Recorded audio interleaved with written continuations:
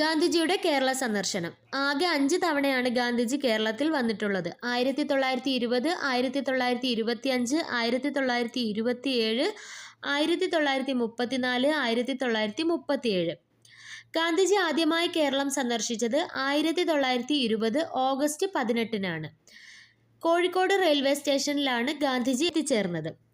ഗാന്ധിജിയുടെ ആദ്യ കേരള സന്ദർശനത്തിന്റെ ലക്ഷ്യം നിസ്സഹകരണ പ്രസ്ഥാനത്തിന്റെ ദേശീയ തലത്തിലുള്ള പ്രചാരണമായിരുന്നു.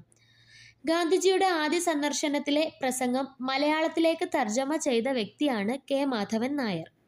അടുത്തത് രണ്ടാം സന്ദർശനം 1925 മാർച്ച് 8. വൈക്കം സത്യാഗ്രഹവുമായി ബന്ധപ്പെട്ടായിരുന്നു ഗാന്ധിജി രണ്ടാം കേരള സന്ദർശനത്തിന് വന്നത്.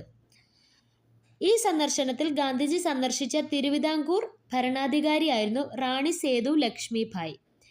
ഗാന്ധിജി തൻ്റെ രണ്ടാം കേരള സന്ദർശനത്തിൽ ശിവഗിരിയിലെത്തി ശ്രീനാരായണ ഗുരുവിനെ സന്ദർശിച്ചു.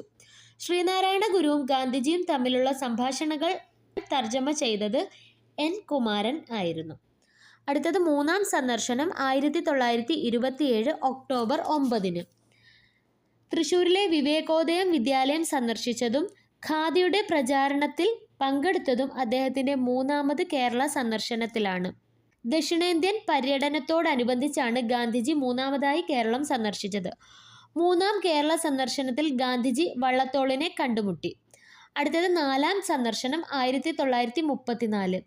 ഹരിജൻ ധനസമാഹരണത്തിനായി ഗാന്ധിജി നാലാമതായി കേരളം സന്ദർശിച്ചതാണ് 1934 ജനുവരി 10. ഹരിജന ഫണ്ടിലേക്കായി വടകരയിൽ വെച്ച് തൻ്റെ സ്വർണ്ണാഭരണങ്ങൾ അഴിച്ചു നൽകിയ പ്രശസ്ത വനിതയാണ് കൗമുദി ടീച്ചർ. അടുത്തത് അഞ്ചാം കേരള സന്ദർശനം 1937. തീർത്ഥാടനം എന്ന് ഗാന്ധിജി വിശേഷിപ്പിച്ച സന്ദർശനമാണ് അഞ്ചാം കേരള സന്ദർശനം. 1937 ജനുവരി 12. ക്ഷേത്രപ്രവേശന വിളംബരവുമായി ബന്ധപ്പെട്ടായിരുന്നു അഞ്ചാമതായിട്ട് കേരളത്തിലെത്തിയത്. ഗാന്ധിജി തൻ്റെ അവസാന കേരള സന്ദർശനത്തിൽ വെങ്ങാനൂരിൽ വെച്ച് അയ്യങ്കാളിയെ കണ്ടുമുട്ടി.